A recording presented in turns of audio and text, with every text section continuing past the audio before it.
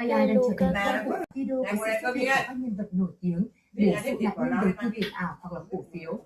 Hiệp hội UK Finance kêu gọi các nền tảng mạng xã hội và doanh nghiệp viễn thông cùng chia sẻ trách nhiệm trong việc phát hiện và ngăn chặn gian lận. Tiếp theo nữa.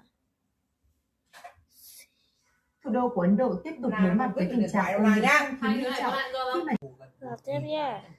Kê sai quy định thuế giá trị gia tăng gần 2.100 tỷ đồng. Hơn 2.000 tỷ đồng để các bạn ạ. Chi ra đúng là định một tay che trời đấy mà.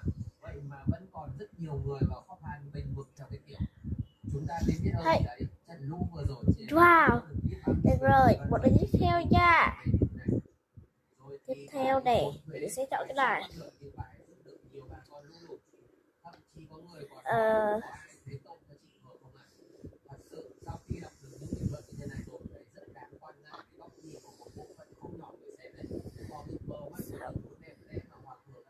Tuyệt vời.